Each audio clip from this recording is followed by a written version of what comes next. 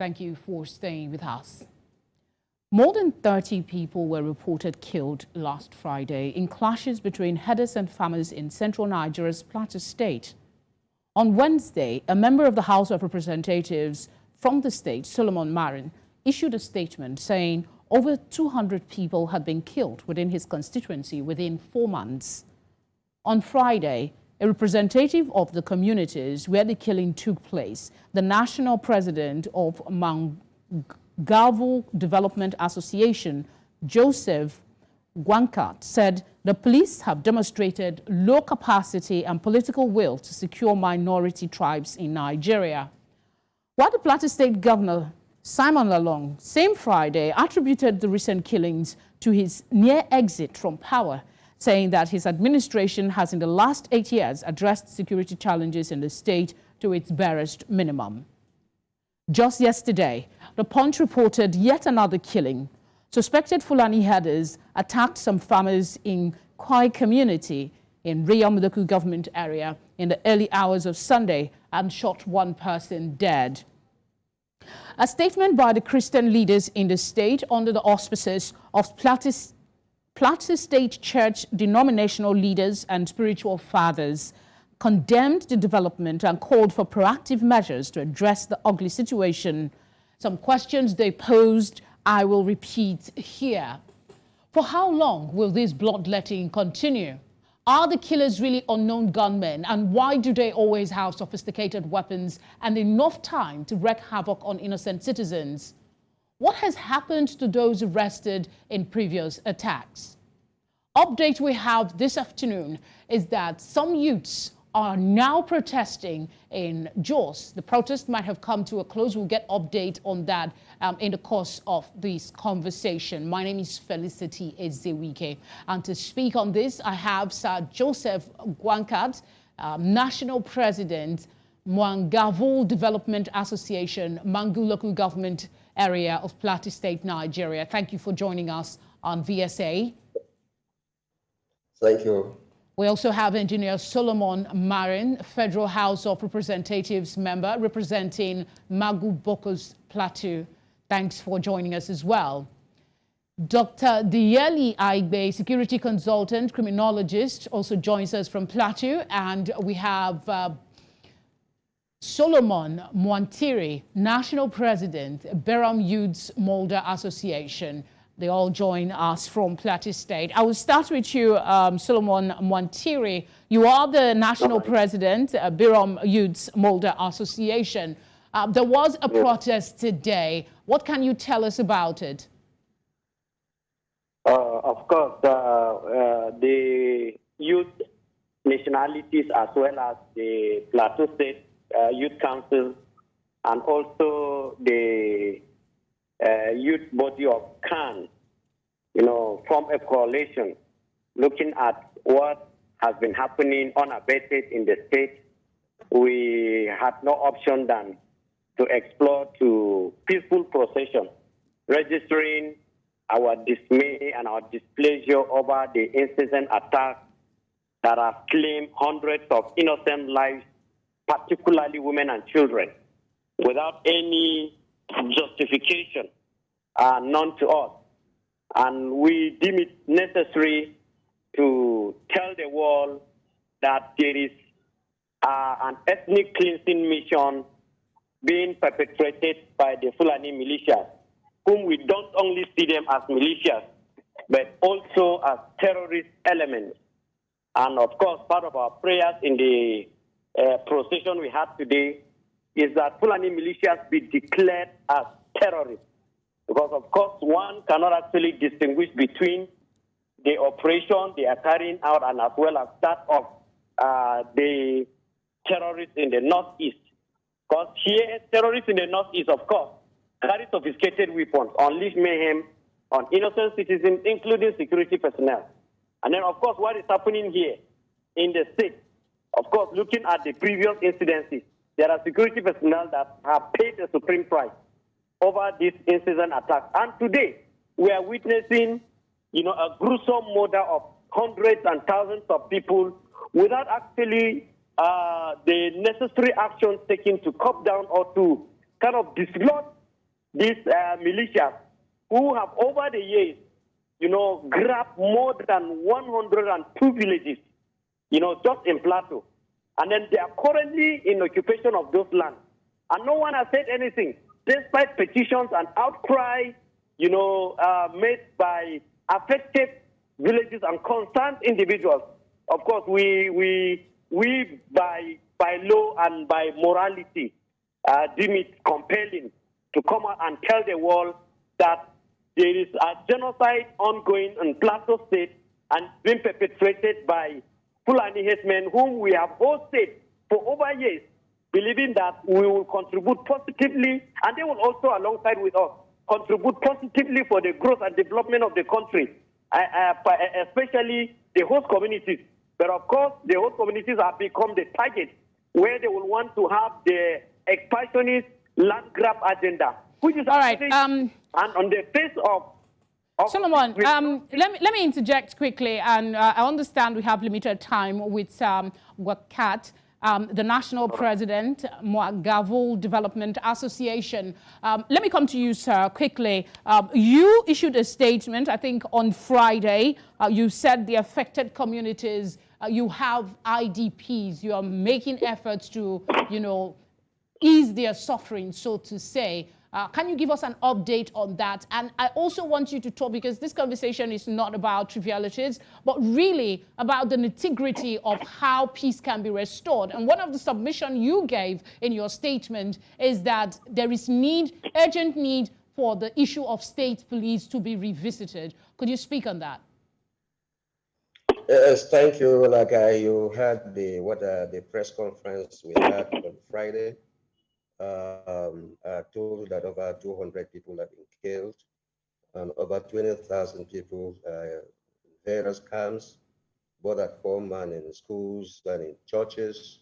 And the humanitarian crisis is so huge that our community cannot handle, even the local government cannot handle. Had played the SEMA, the State Emergency Agency, and NEMA, National Emergency, to intervene, because the humanitarian crisis is so high. We just constituted a committee on this, and I was seeing to action, because some people are really ailing, some of them are in the hospital, and this is a very serious problem. And I see this as genocide, because so many villages have been taken over, and I cannot count the number of villages now, because there are so many. I think there are about 30 to 40 villages, and it's still ravaging, and no one is doing anything about it. Government seems to be silent. Even the security apparatus on the ground, they're overstretched. In terms of number, they're grossly inadequate, and people are suffering. People are packing their things. You need to drive along the road and see how people are crisscrossing the road with their things on their head. So it's a pathetic situation, and we do not know what to do. But I thought government has the power to do some of these things, and I don't know. But again, like peace, people are displaced. If government cannot allow these people to go back to their villages, to go back to their ancestral land, it will be very difficult for someone who is out there to have peace in his mind.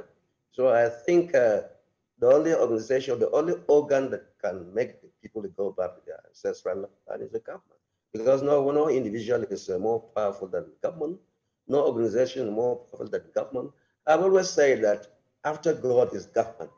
So what has the response been? One of your calls was for state policing, which we know is not something that would happen overnight. This call has been sustained over the years. But what, in this current instance, has been the government's response since Friday that you gave the press conference, if I'm correct?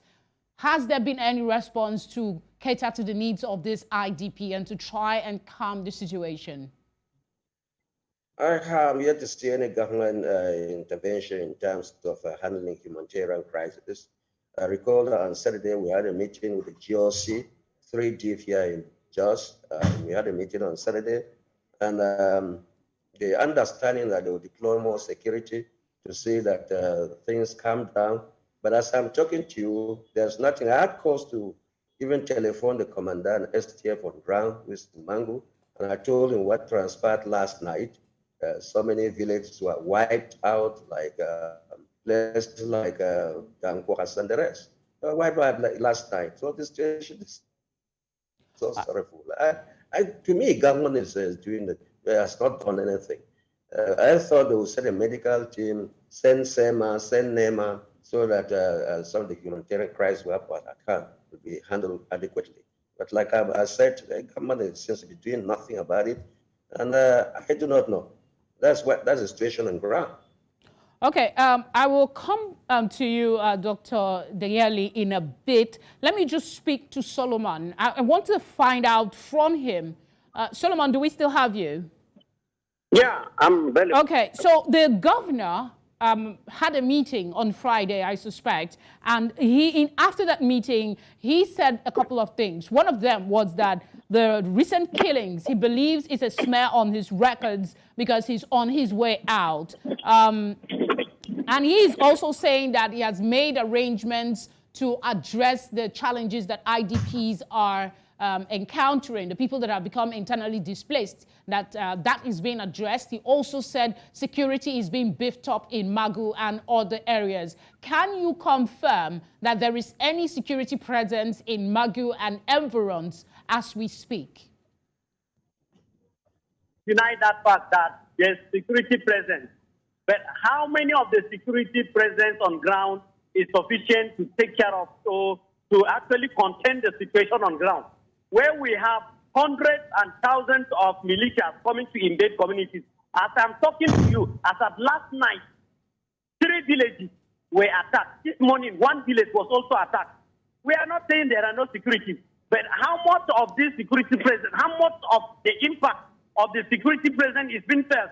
And people cannot go back to their ancestral home. People are running helter-skelter.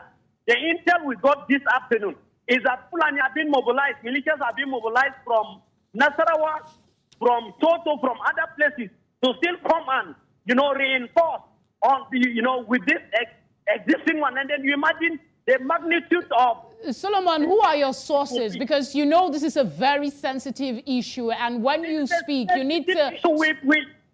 We've been circulating. There have been early warning signals and intels that have been always coming available, and we keep it out credible information, source out, reach out to the security agencies on ground, and of course we'll also see mayhem. And that is why you see Plateau State youth came out in mass, that despite the early warning signals, credibly gathered and also disseminated before times of, before any mayhem.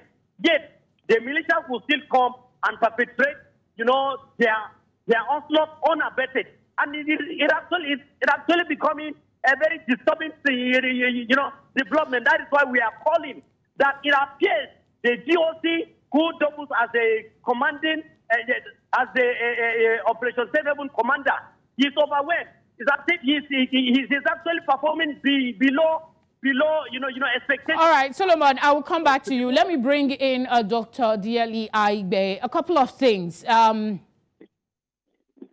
Okay, I'm told we missed him. Well, as soon as he comes back, we will get back to him. Let me stay with you then, Solomon. I will come back to you, Sir Gwankat. Solomon, IDPs are already there. You are saying that there is security presence, but they don't seem to be effective enough. Has there been an interaction between youths and the police? Where are the areas that you must have spoken to them about needing enhanced security and they are reneging? What are some of these security measures that you feel is not in place? Of course, when the incident happened last week at Metumbi, and we were there as eyewitness to witness, to conduct the mass burial. And with the number of the militias we saw on ground, well armed, over 500 of them, we had expected, with the number of securities that were present, were not enough to contain those guys.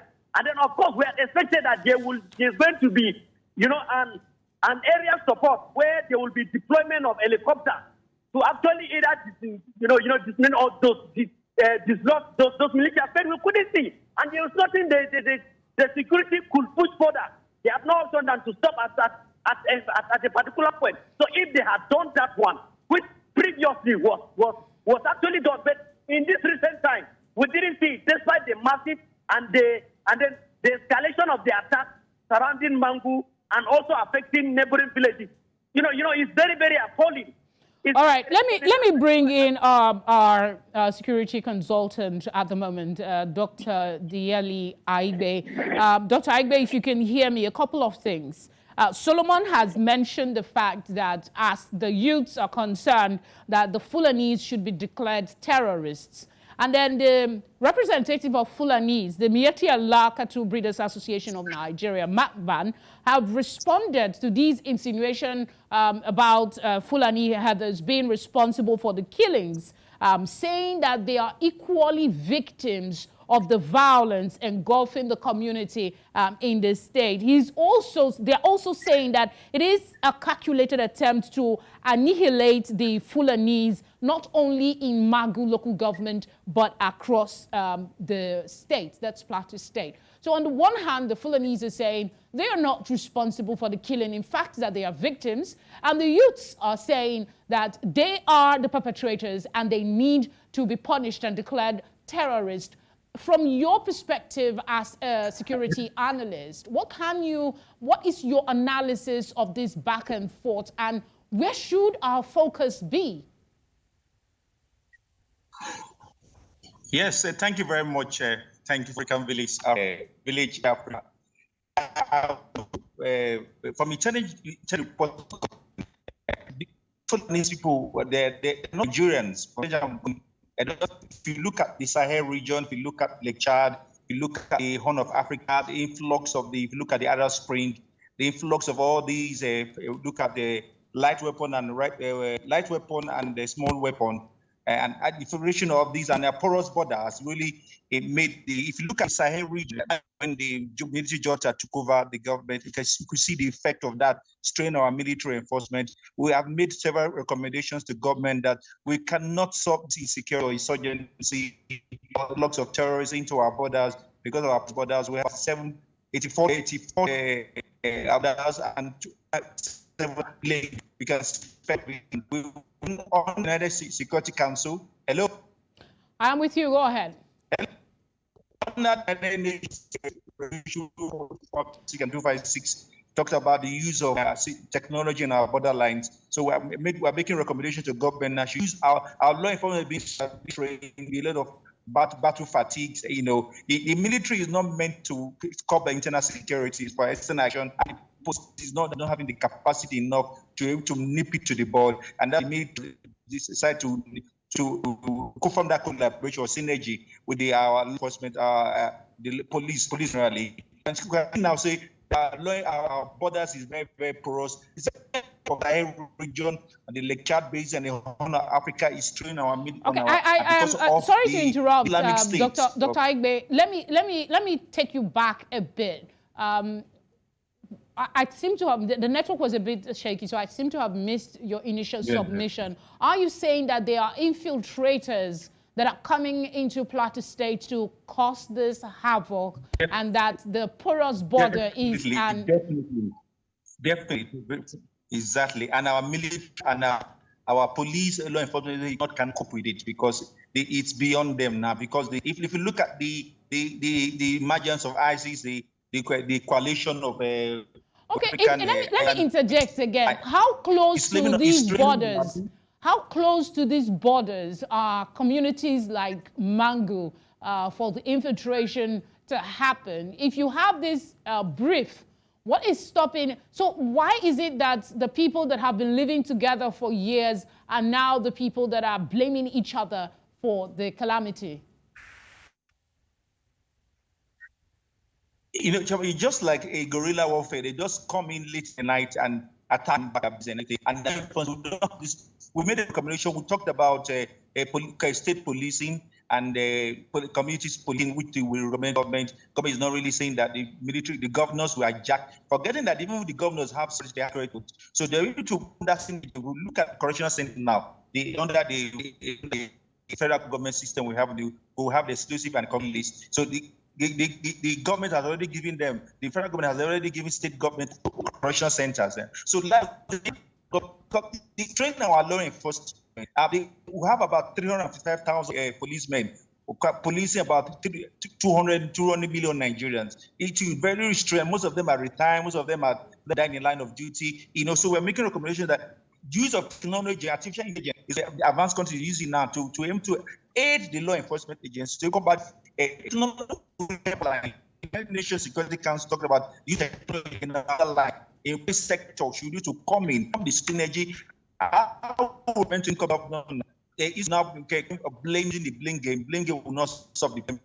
Making a recommendation to the new governor meaning now to form a city to all sectors. How can we? Because if you have to mix business, you can't leave business and security out of it. If you're not, if it's cognitive perception that you know that you're not secure, you cannot make profit out of it. Some of the research in place, you say from the security summit, we made that suggestion.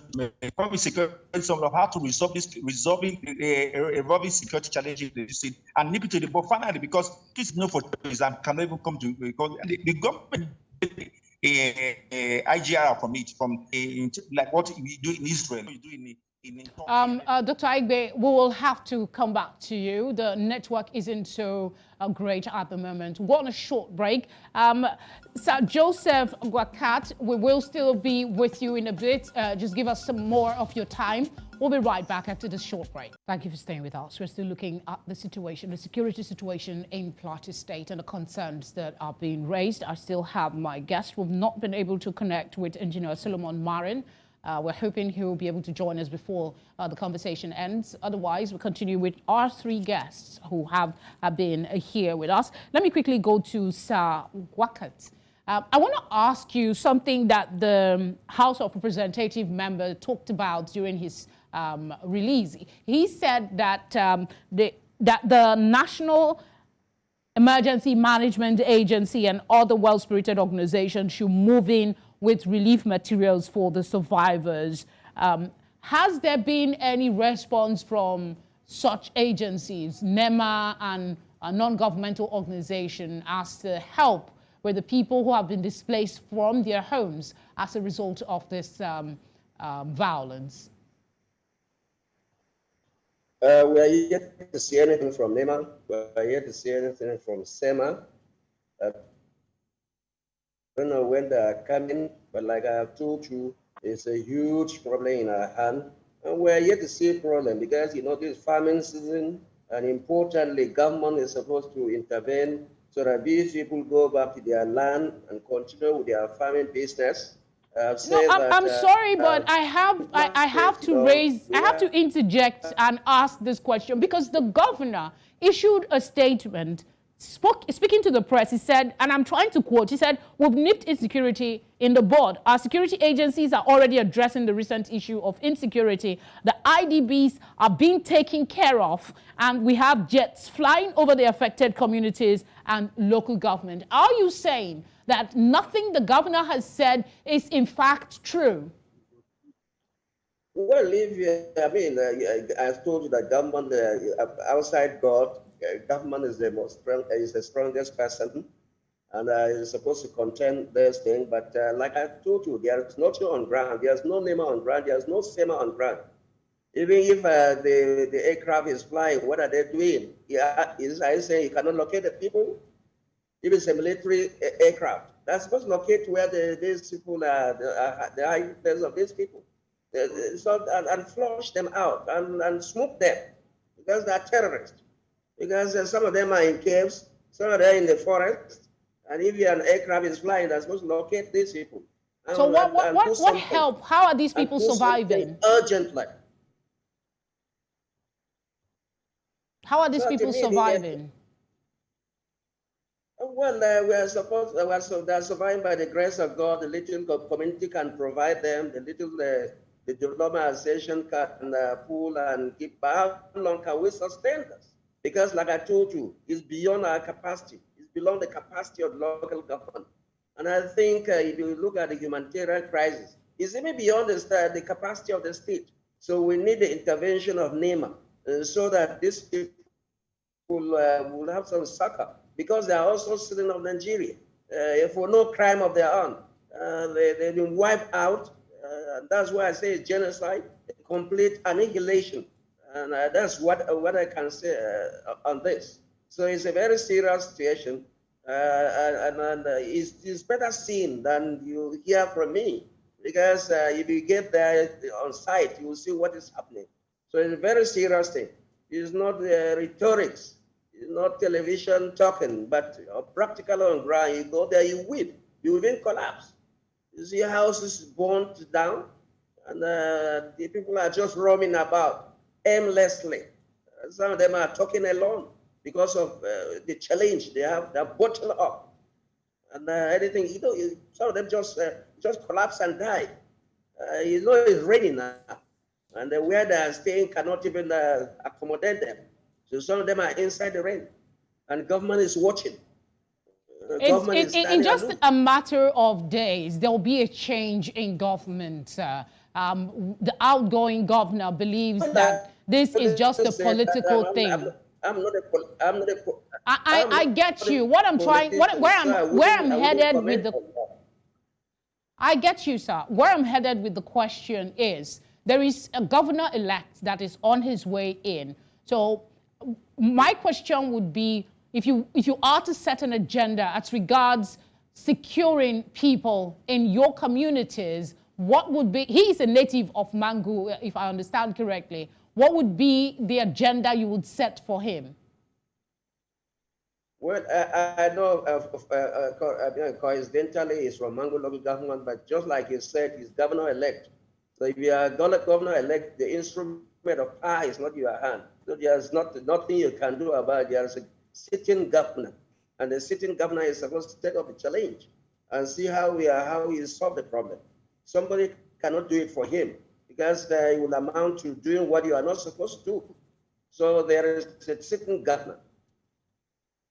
All right, I understand you have a prior engagement and we have to let you go. Thank you very much for giving us your time. We appreciate it, and all the very best of luck with all you do. Thank you. All right, let me come to you, Dr. Agbe. I'm shooting right off from my question to Sir Gwankat. I want to ask you about your perception of the situation. He says the governor-elect is still on his way in. He is not in. There is a sitting governor. But the truth of the matter is he has just days left on the seat of power. So my question to you is there something he can still do in the time that he has left to raise his reputation, so to speak, and to create a lasting impression that indeed he fought insecurity to the list before he left?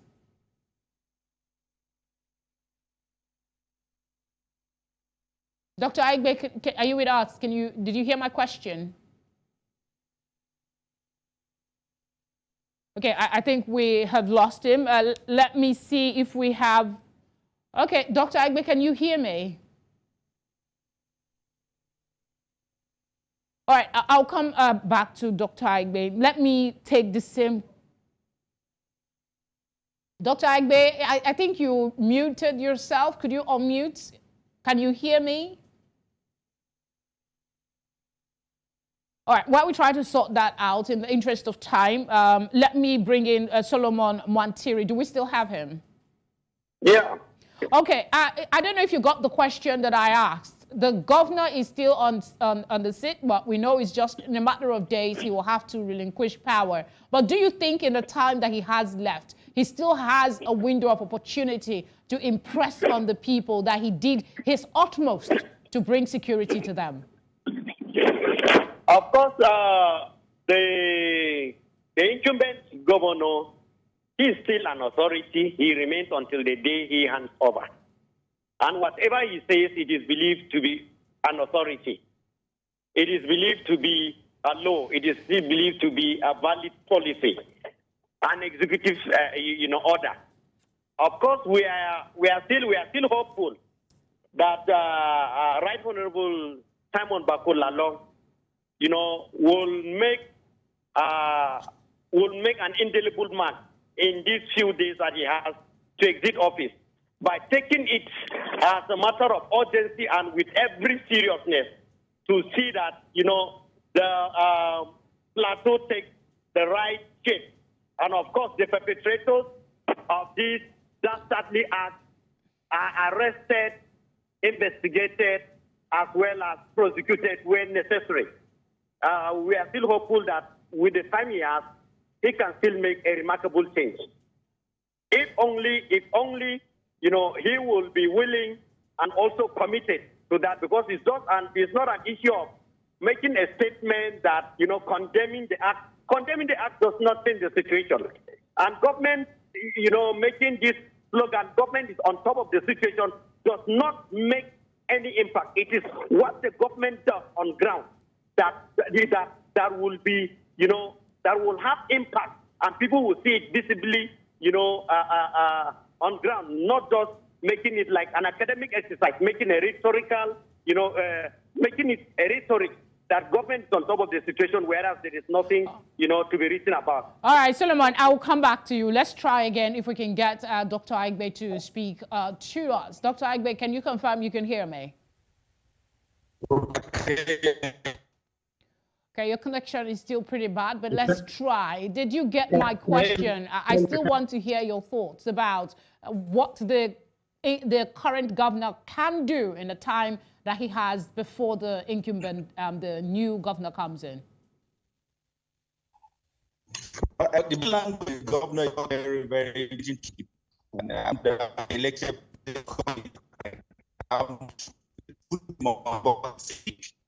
I am so sorry. I can barely hear you, so I imagine the audience will not be able to hear you clearly as well. Let's see if we can switch to a phone in the time left. Otherwise, we will say thank you very much for giving us your time on the program.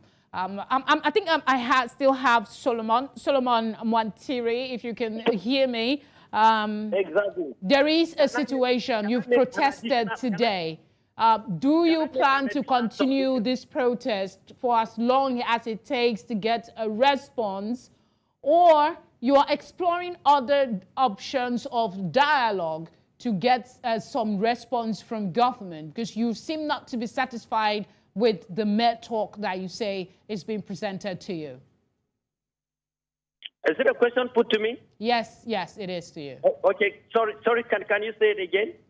I'm asking you had a protest today. I'm asking, do you plan to continue with the protest until some response comes from the government, or you are looking to employ other means to get the government to be a lot more responsive in providing security in Mangu and other communities in Plateau?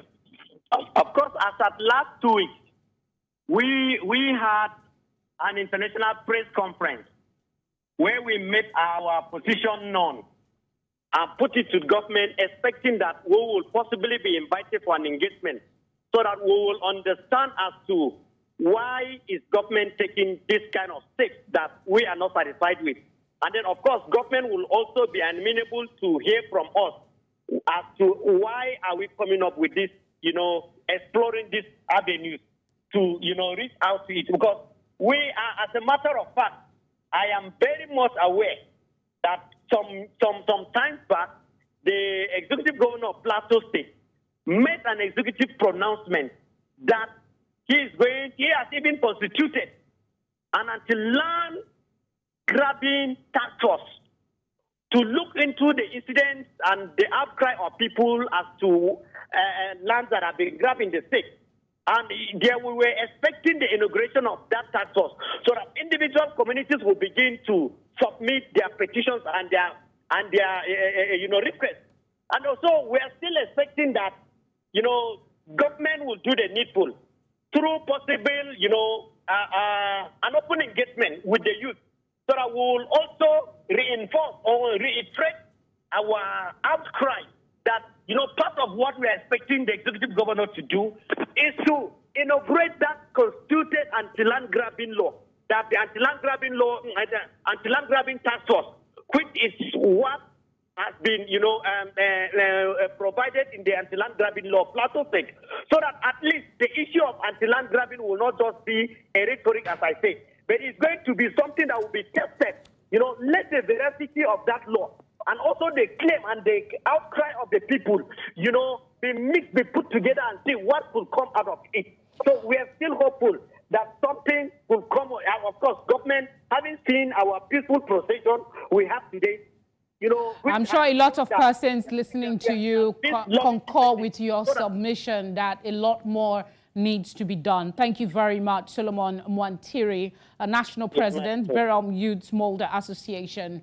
Thank you for your time with us on the program.